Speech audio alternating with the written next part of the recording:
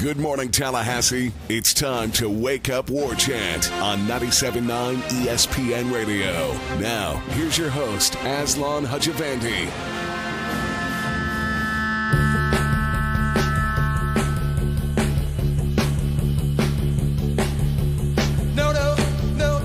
Wake Up War Chant time has begun. Welcome into the program. I'm Aslan. He is Corey Clark. As always, thanks so much for being here. This show brought to you by the fine folks at For the Table Hospitality. 3 great properties over in College Town, Madison Social, Township, Central.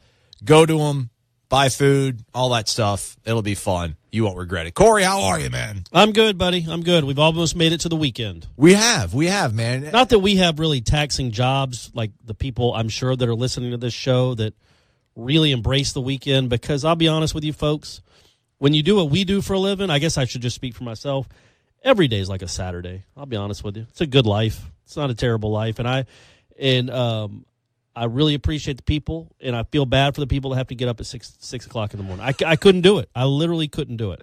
My mother was a registered nurse. She's now a assistant director of nursing. She would wake up at 5 o'clock in the morning, as long as I can remember. Is that a life? What time would she go to bed?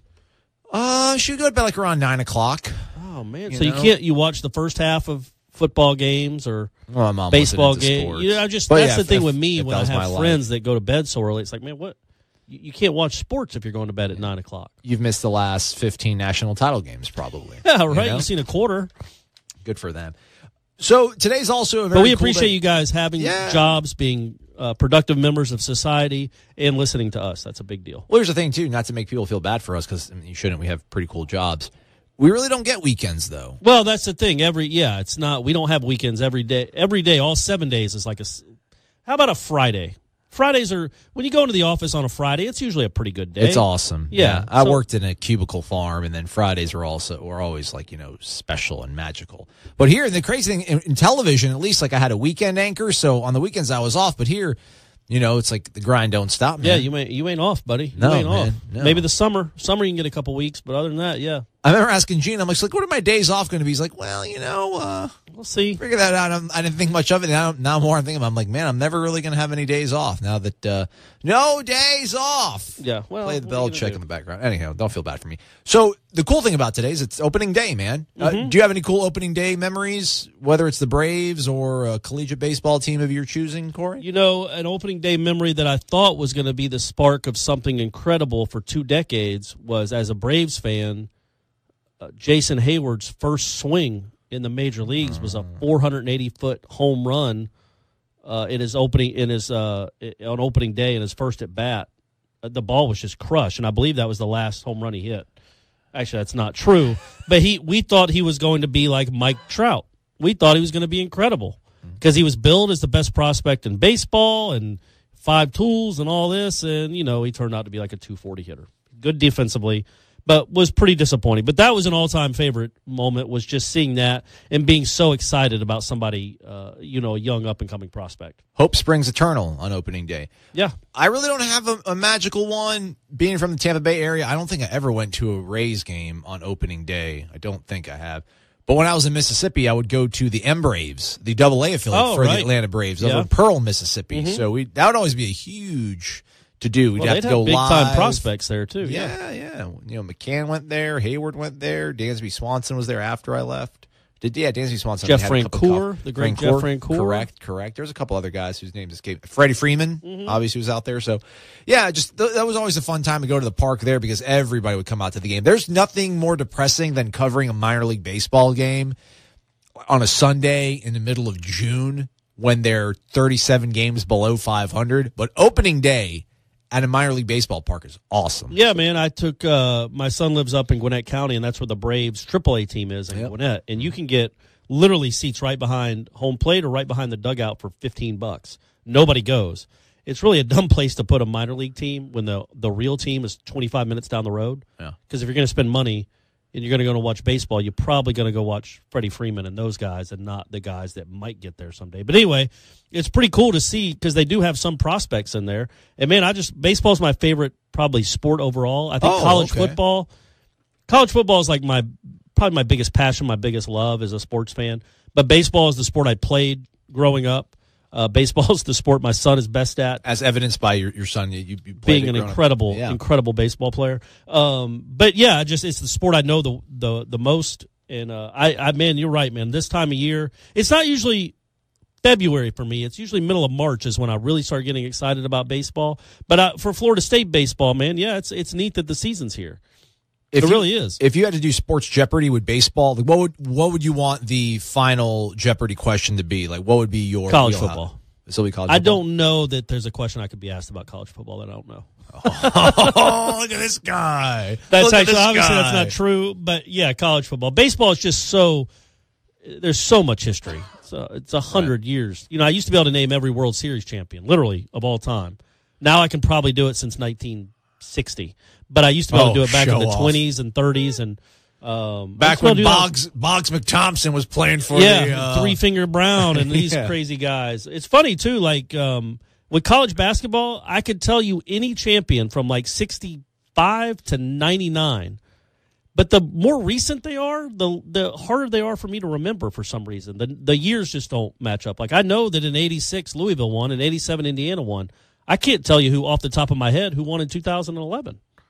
Yeah, it's just weird how that works, how your mind works. The stuff from when you're a kid or you're a teenager is indelible. It's closer to the frontal. And it works with Florida State football too. Like I can remember scores from 87, 88, those seasons, and I can't remember half the scores from last year.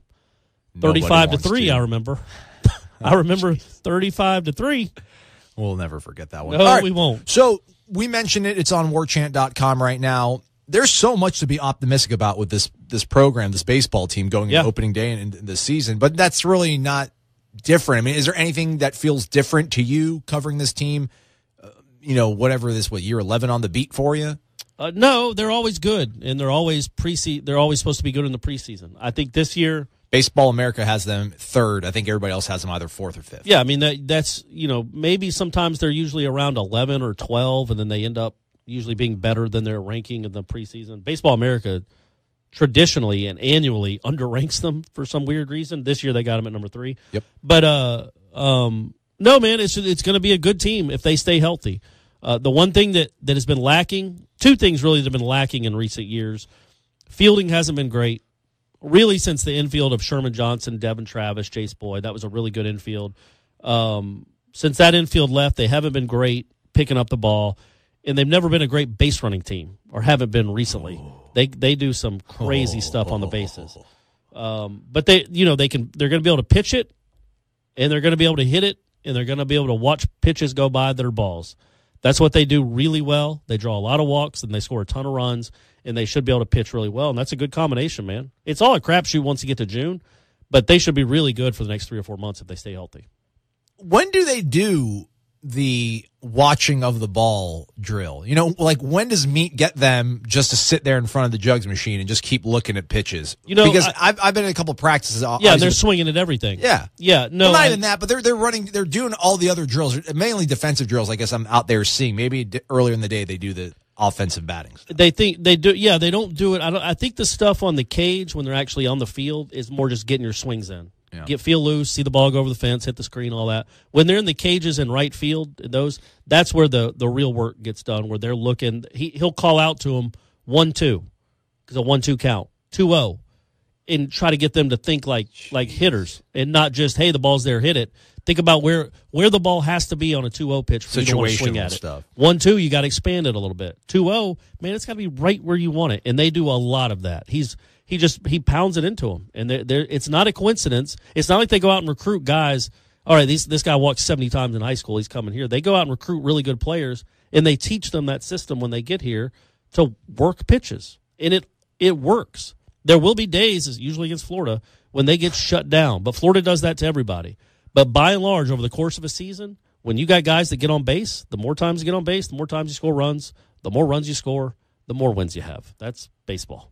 You just lost Taylor Walls, who might be the best leadoff hitter in the program's history. That's probably a little much, but he's up there. You got Shane Robinson, people like that that probably had a little bit better careers, especially because Taylor kind of suffered a lot. He's like a 220, 230 hitter, right. But he still got on base 40% of the time, which is what you want. And he scored a bunch of runs. That's what you want your leadoff hitter to do. But that is a big loss. You lose him and Dylan, but it feels like Jackson Luke and Drew Mendoza, Cal Raleigh, J.C. Flowers has to swing the bat better than he did last year.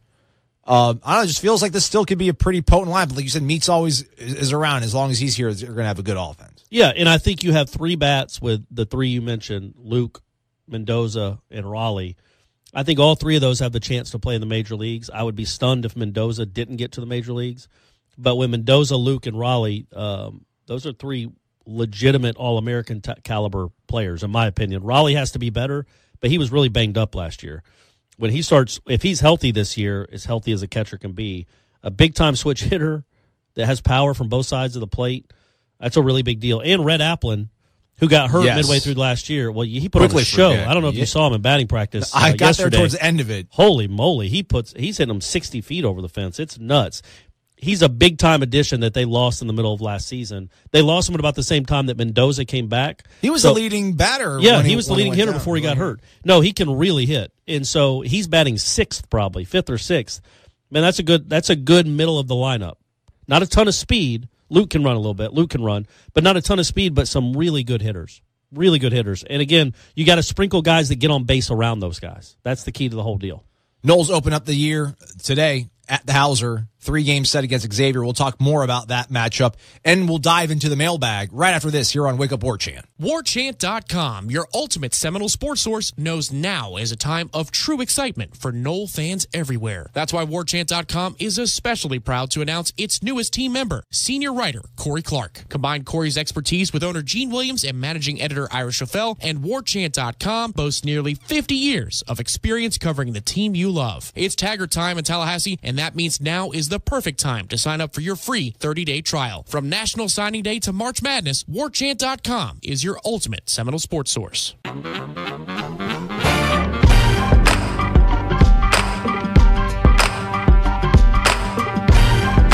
Welcome on back to Wake Up War Chant. I'm Aslan. He's Corey Clark. We are brought to you by For the Table Hospitality. Go to College Town. Go to the coolest places in College Town. You'll be at one of their properties. Madison Social, Central Township. Check them out. You'll enjoy yourself.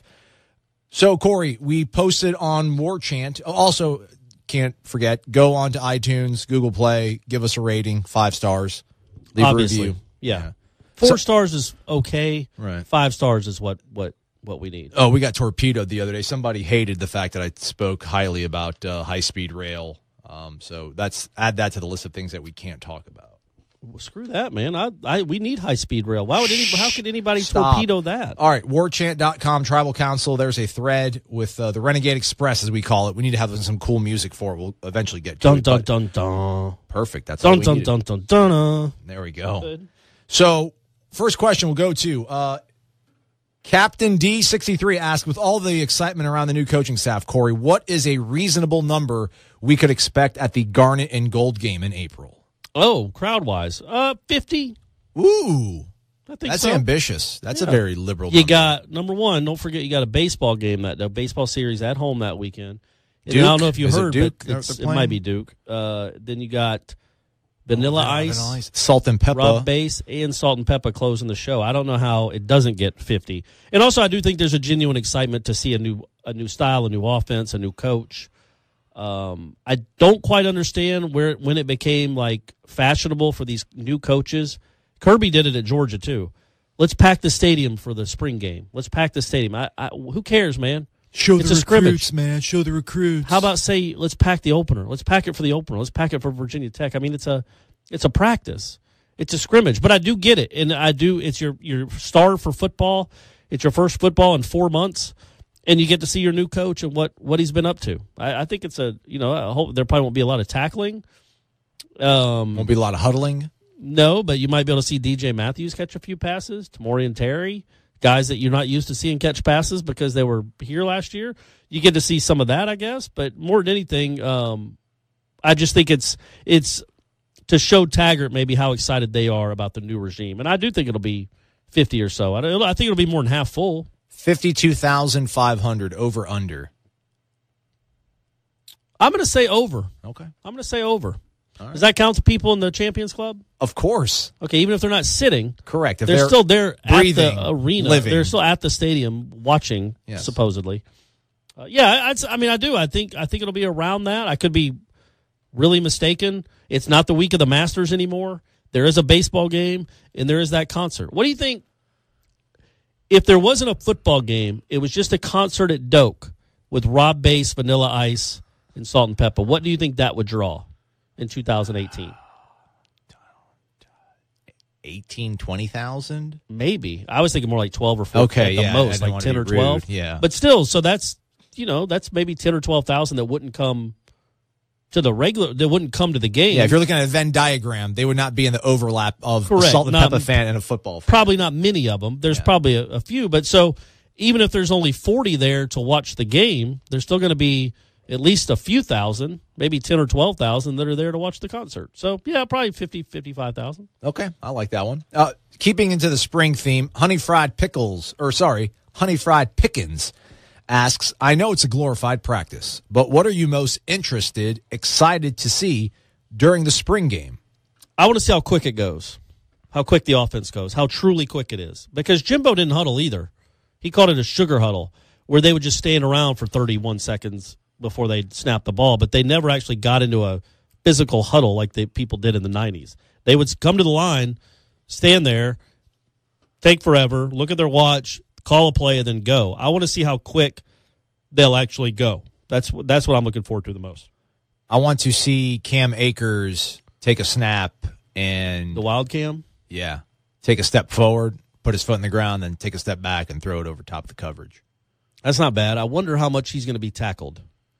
I would assume he'll be in a non-contact jersey. Yes, with like a halo around him and everything. Yeah, a bubble. He could be the running back in the bubble. You're not allowed to touch him, sneeze on him, anything. Defensively, too, I'm not so much interested in the 4-3-3-4. I know we're not going to see, but I just want to see the multiplicity. I just want to see the way they align on defense. And I know they're not going to show everything, but just give me one crazy exotic blitz. I feel like there was so many somewhere we're not used to. Yeah. When Charles was here, it felt like everything was either shown way too early. They would try to back off at it with like 4 seconds left, but then they would just lose their momentum, and they would try to restart their blitz, and they would just get gobbled into a wall of humanity. And just we didn't have a lot. Never worked. Yeah, nobody ever came free. It didn't seem on a blitz. Yeah. with Charles Kelly's defense. Like the last one I can remember is probably Derwin his freshman year when he got the fumble on Lamar Jackson. That feels like a eternity ago. Yeah, those are the kind of things. And I'd like to see DJ Matthews. I want to see him return a punt. I want to see him bust one loose.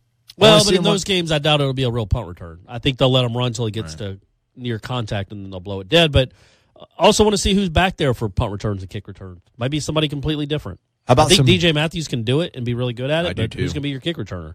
I want to see some long, high, booming punts as well off the foot of Logan Tyler. He actually came around. He did. He had a nice end of the year, I guess. I don't know if – you'll be okay, though, if you don't see any booming punts. Whatever, man. Punts are good. Punters are players. Yeah, well, I know.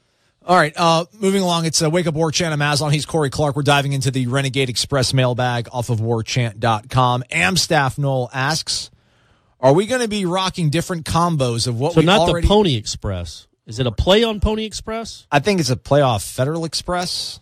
Oh. Because it's a mailbag. I thought it was a Pony Express because Renegade's the name of a horse. That makes a lot more sense than my stupid grief. So many people just got upset. There goes like a 3-star rating to drop down to a 1. What a moron. Amstaff Noel asks, early talk has been that we will be less traditional than before when it comes to uniforms, but what does that exactly look like? Are we going to be rocking different combos of what we already have, or can we expect to see some new duds from Nike? I don't think we'll see anything new from Nike. I don't think it's like an Oregon situation where they get new uniforms every game. I think it'll be the ones we've already seen, like black, or at least combinations of black with the garnet. I almost called it maroon. Garnet helmet.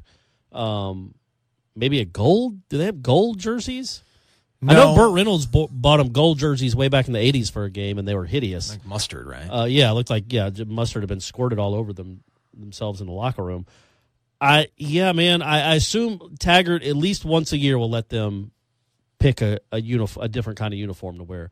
I'm not weirded out by it, and I'm really not the old man, and this isn't a hill to die on. I'm not the old man, get off my lawn, but man, I would understand it more if you're at a Georgia or a Florida or an Auburn or a Wake, where your uniforms are kind of. Florida State has the best uniforms in college football. It'd be like Michigan changing their helmets. I mean, you have awesome helmets. Florida State's whole combination, the whole deal, it's all working. The gold with the spear, the garnet, all of it works.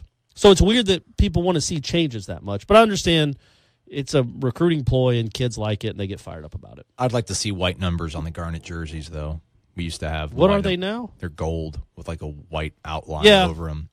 Yeah, I can see that. There have always been, variations. Like the jersey that Warwick Dunn wore wasn't the same one that Dion wore, right, and all that. But it was still garnet with white numbers. Yeah, though. yeah. I didn't realize that. You're right. They could go back to that. Yeah, I think we'll see. All I want is whenever we go and beat Florida in the Swamp, it's always beautiful with white tops and garnet pants. White tops, garnet pants are the best combo. I hate all garnet. I'm not a garnet on garnet guy. I like garnet pants. I like white top garnet pants. I like white on white. I always like that. The Punt-Ruski was in Clemson was white, and I thought that was awesome. I don't know why They brought it back in 2003. We went to Notre Dame and hung 37-0, biggest home loss for Notre Dame in their history. We were white on white that year. We wore garnet tops, I think white pants, and the Orange Bowl loss to Miami. Yeah, I didn't need to do that. I didn't like that combination. But I feel like, man, white on white's been pretty good at this program. It'll be the 30th anniversary of Punt-Ruski. Might as well do it. Maybe when you play Clemson, well, you can't because you'll be at home. But, 1 year for the Punt-Ruski anniversary, you could wear white on white. I love that combination. Maybe it's because I was actually there at that game.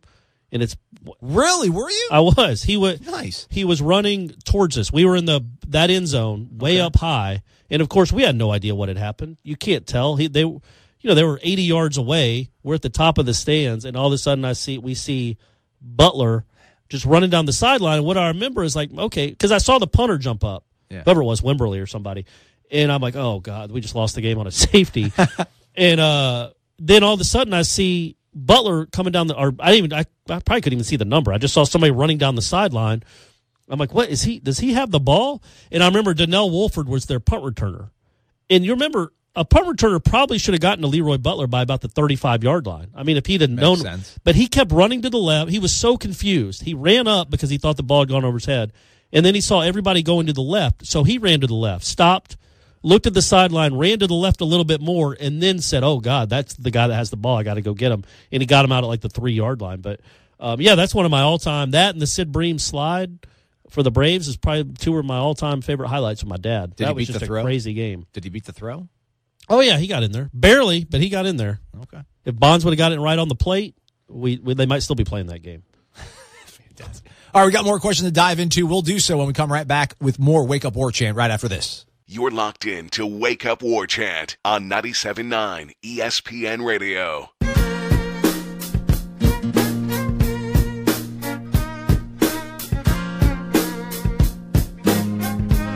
He's Corey Clark. I'm Aslan Hajavandi. This is Wake Up War Chant on ESPN 97.9 Tallahassee, brought to you by For the Table Hospitality, Central, Township, Madison Social. That's their three. You can't go wrong with that big three. Check them out. You won't be disappointed. All right, Corey, we're shaking out the remnants of the Renegade Express mailbag off warchant.com's tribal council, thusly named because a play on words, Pony Express. Obviously from Federal Express. I mean, that goes without saying. Man. There's no horse relation with Florida State sports. There's no horse connection at all. No, never. All right, so this was actually asked by two people, but we'll go ahead and we'll dive in and give a shout out to All Knowles. That's the name of the person, All Knowles. Given the quarterbacks, All Knowles, all the time. That's how we do it here on Wake Up War Chant. All right, given all the quarterbacks being new to Willie Taggart's system, why are we not hearing anything about Hockman possibly stepping up? I like the guys that we have, but there have only been some nice words about Hockman. Are they real, or is that old talk about him, or similar to what the previous coach said about J.J. Cosentino? Yeah, we don't know. We haven't seen him play. He's supposed to be a talented dude, man, and we'll see. I do think he'll get a shot. I think the reason he doesn't come up much is because the other two guys, theoretically ahead of him on the depth chart are guys that have started a full years under their belt. He's never thrown a pass in a college game. So that's why you don't hear about him as much. But, I mean, look, if he plays lights out in the spring, and then, I assume he'll have a chance. I don't think Willie Taggart comes into this thinking, okay, that's my guy or that's my guy, because those two guys haven't run his system either. So, there's a chance Hockman runs it better than the other two. We'll see. For me, it's the fact that as optimistic and as as much as I want to see him be successful, James Blackman, that, man, he really struggled. He struggled mightily in the first, 5 games that he started. So I'm assuming that if he's being the starter, the last coach wanted to make him the starting quarterback and figured that this guy gives you the best shot, then Hockman must be a cut below that, which at that point didn't really feel like very high of a bar. So, but there's such different offenses that, Lamar Jackson wouldn't have even, he wasn't even recruited to play at Florida State, certainly not as a quarterback. But if Willie Taggart was the coach when Lamar Jackson was in high school, there's a very real chance Lamar Jackson would have played quarterback at Florida State. So one skill set doesn't maybe translate, just because it didn't translate last year doesn't mean he doesn't have the skill set maybe to run it in this new offense. All offenses are different, and there's a chance that he might be the best at this. I would still think that you would go with the experience, if everything being equal. But I also think he has a legit chance. When I say legit chance, I don't know how good he is. How could anybody? Yep. But I think Willie Taggart and the staff, Walt Bell, will give him a chance to prove himself. I don't think he comes in behind an 8 ball where he doesn't really have a chance to play. He's going to get a ton of reps because Francois is going to be out. So it's up to him to see what he does with those reps. Yeah, I think the answer to the question is the reason that we're not talking about Hockman, like as Corey said, we don't really know. Plus, we're assuming that Blackman was thought to be perhaps more ahead of him, so we're thinking that's probably going to also hold true.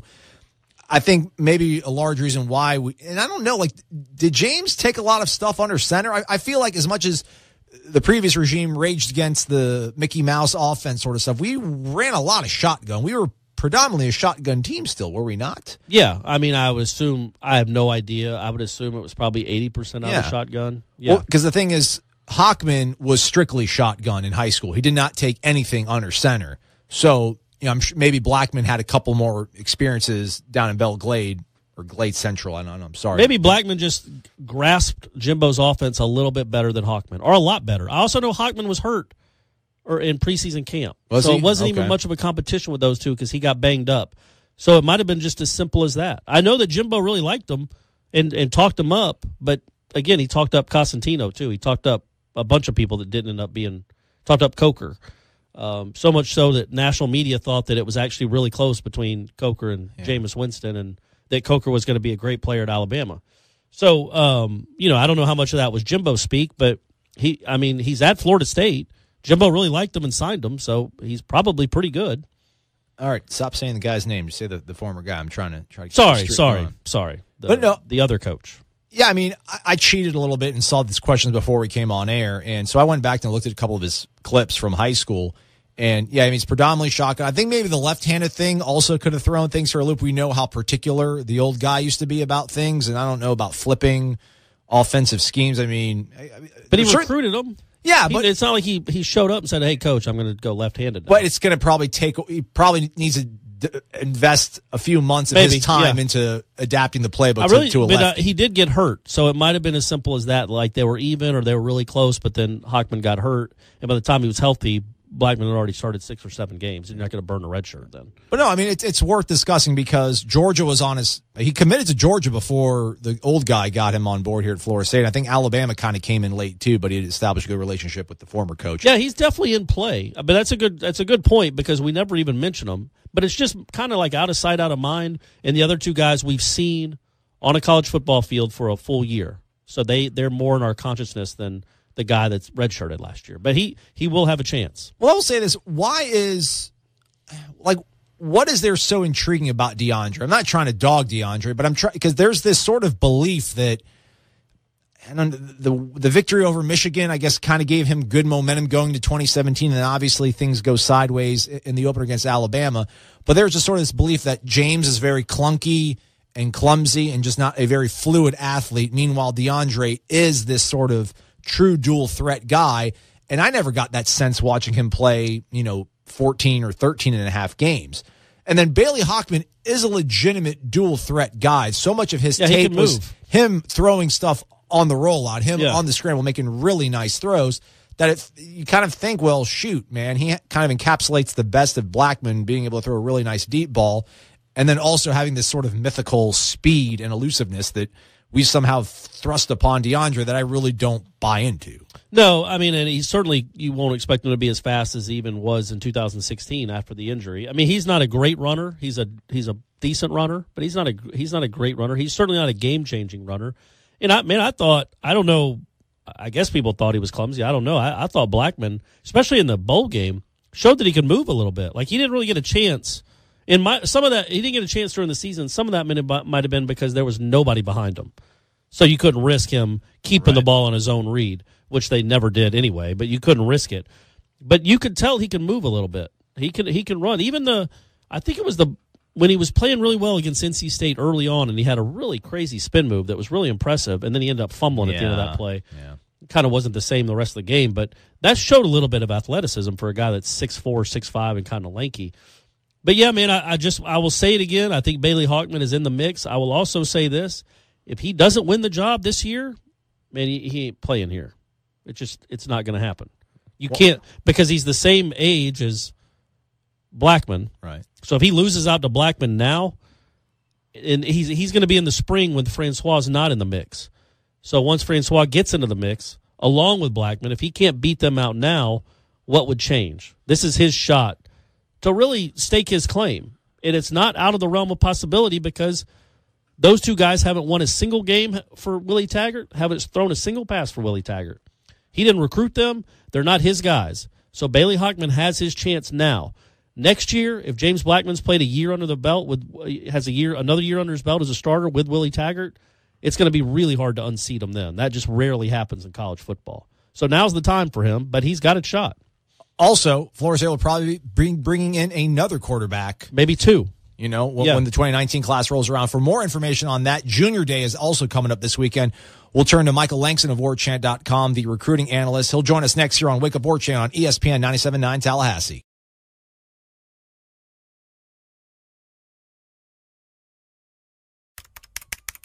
These recruiting updates are nothing but fluff. Are you wasting your time again on free blogs and social media to get the scoop on FSU recruiting? Yeah, it's all bait and switch. Get me excited with a headline, but get nothing in return. You're on warchant.com. What's really going on with FSU recruiting? Could be another top 5 class, but for the real scoop, you'll need to get your own War Chant subscription. What's it cost? Free. There's a 30-day trial offer. Just sign up and you'll get full access through signing day. And nobody has more accurate and timely information on recruiting than warchant.com. You know I like free. Sign me up. warchant.com, your ultimate Seminole source.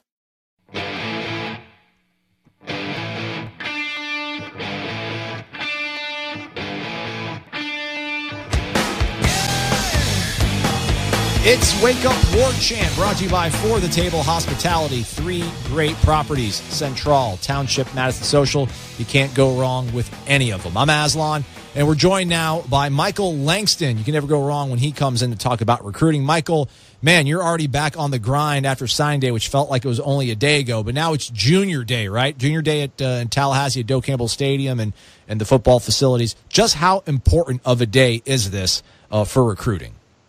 Well, it's really important to, get your foot in the door as far as getting a lot of these kids on campus, and, it's their first opportunity for the new staff to be able to, show the kids, for the 2019 class what they're all about and the things that they want to do. It's basically like a mini official visit with stuff they do, getting to sit in meetings, being around the coaches, tour the campus, and being around the players and stuff like that.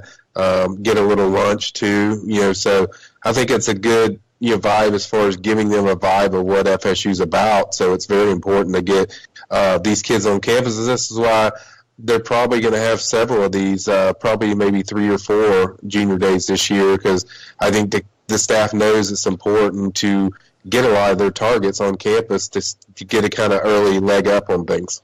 Is this more of a laying the foundation kind of event, or is this a weekend where they can actually secure and get guys to hop on board and commit? I think it's kind of both, really, Aslan. I mean, it's kind of a foundation where so many kids that haven't visited, but it's also a set where, FSU has a pretty good history of getting commits from these Junior Days. I think they average like 1 or 2 for each junior day. Now, usually what they do on junior days when Fisher was there was they just have back-to-back junior day weekends, but not sure they're going to do it that way. I think it'll spread out a little bit. They might have another one next weekend, but I think it wouldn't surprise me if you get a couple of commitments from each one of these things, but it's really to show kids, what this place is going to be all about. And, you could certainly pick up a commitment or two if everyone's feeling it and everything's clicking. Michael Langston joining us here on Wake Up War Chant, ESPN 97.9 Tallahassee. Michael, are there, 3, 5 names? I don't want to limit you to a certain, but I don't want to make you have to go through every single person. But what are some of the players that you're interested to see make it onto campus and kind of get their feelings about their visit afterwards? Well, I think first you start with the commitments. Quayshawn Fuller, defensive end from Fort Myers, is going to visit. He's already committed to FSU, but he's kind of, several schools are pushing for him, like Alabama and Clemson. And then another one's Michael Morris. He's another defensive end. He's committed to FSU. I think I'm interested to see what their vibe is, from the old staff, because they committed to the old staff. So I want to see what their feel is, how they feel about this new staff and kind of the differences there. And then there's several, uncommitted guys. I think one of the best, that I like is defensive end Lloyd Summerall. He's from Auburndale, Florida, over there in the Polk County area. He's very high on FSU. His main recruiter is Odell Higgins. So I'm interested to see what he says after this visit, because I keep hearing, FSU feels pretty good about, where they stand. And then another defensive lineman I like a lot is Jaquaz Sorrells. He's from Largo, Florida. His main recruiter is Raymond Woody. We covered how well Raymond did in the 2018 class, and he's a guy I think they feel pretty good about. There's a lot of buzz about Miami. I think he's a guy I'm interested to see, if I had to put a commit watch, he's a guy that I put on there just because, I hear a lot of positive things with him. So I think those two on those are some on the defensive side of the ball. And then at the offensive line, Dante Lucas, he's a 4-star offensive lineman. His dream school is FSU. He's bringing his mother along with the visit, which is always big. And, so I think he's a guy that I'm going to be watching closely. And then also wide receiver John Dunmore. He's a former Florida commitment. He's a wide receiver. I think he's very intrigued with what Taggart does with his offense. He likes him a lot. You also have possibly running back Peter Hayes Patrick, and that last name might sound familiar. That's Jacquez Patrick's little brother. He's a very talented running back from Orlando area. He's supposed to come in. Like I said, I caution people with these junior days. It's very fickle when you're talking about travel, camps, other camps going on. So sometimes these guys come, sometimes they don't. But even if they don't make it, don't freak out. But I hear, supposed to be there. And then another one is quarterback Sam Howell. He's a 4-star quarterback from Monroe, North Carolina. He's got a very tight relationship with offensive coordinator Walt Bell. So I think if those two make it in, I think those are some of the main guys that I'm kind of focusing on. And, one thing I know about this thing is, when you think you know what's going to happen, there's a lot of, things that you get thrown an 8-ball, curveball.